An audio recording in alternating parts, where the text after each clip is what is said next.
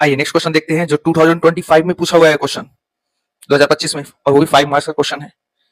इसी का वेट कर रहे थे ना कि 5 मार्क्स का क्वेश्चन कब आएगा, आ गया। अब देख लो 5 मार्क्स के क्वेश्चन की खूबसूरती क्या है, इसको सॉल्व कैसे करेंगे, ठीक है।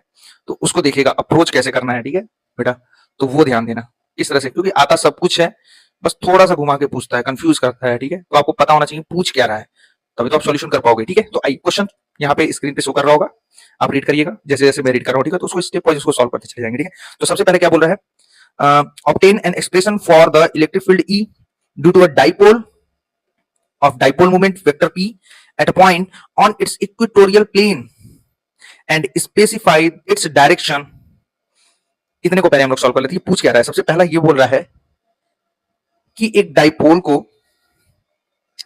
के इक्वेटोरियल पॉइंट पे, इक्वेटोरियल प्लेन पे, डाइपोल है हमारा, इक्वेटोरियल प्लेन पे इलेक्ट्रिक फील्ड फाइंड आउट करना है। यानी कि हमें ये वाला डेरिवेशन करना है इक्वेटोरियल पॉइंट पे इलेक्ट्रिक फील्ड वाला, जो हम लोग डेरिवेशन कर चुके हैं, ठीक है। इलेक्ट्रिक फील्ड हम लोग कैलकुलेट कर चुके हैं डाइपोल के लिए इक्वेटोरियल पॉइंट पे, याद आ रहा है। ये देखो, ये हमारा -q, ये +q चार्ज, दोनों के बीच डिस्टेंस 2a, ये एक्सिस ऑफ डाइपोल है, और इक्वेटोरियल प्लेन क्या होगा, ये हमारा इक्वेटोरियल लाइन होता है जो इसके ठीक सेंटर से जाता है। तो इस P पॉइंट पे हमें नेट इलेक्ट्रिक फील्ड कैलकुलेट करना है, इस P पॉइंट पर हमें नेट इलेक्ट्रिक फील्ड कैलकुलेट करना है, यही हमारी इक्वेटोरियल लाइन है, याद आ रहा है। ये डिस्टेंस a, ये डिस्टेंस a, यहां पर हमें नेट इलेक्ट्रिक फील्ड कैलकुलेट करना है।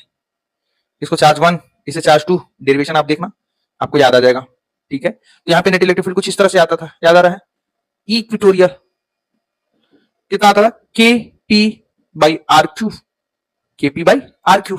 अब इसके डायरेक्शन की बात करें तो डाइपोल मूवमेंट का डायरेक्शन हमारा ये है, vector P, net electric field का डायरेक्शन उसके अपोजिट होता है। तो नेट इलेक्ट्रिक फील्ड का जो डायरेक्शन होगा वह इक्वेटोरियल पॉइंट के लिए वेक्टर फॉर्म हम लोग इसका लिख रहे हैं, डायरेक्शन यानी कि इसका vector form -KP vector divide by R3। Minus कहां से आ गया, इलेक्ट्रिक फील्ड और डाइपोल मूवमेंट दोनों एक दूसरे से अपोजिट डायरेक्शन में है कि नहीं।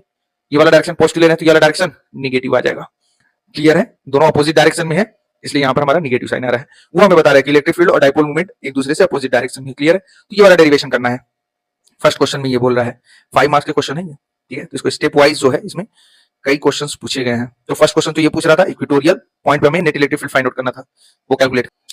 Find out electric field, value of electric field at the center of the dipole R is equal to 0। R is equal to 0, R तो हमारा यही होता है ना, ठीक है। बोला है फर्स्ट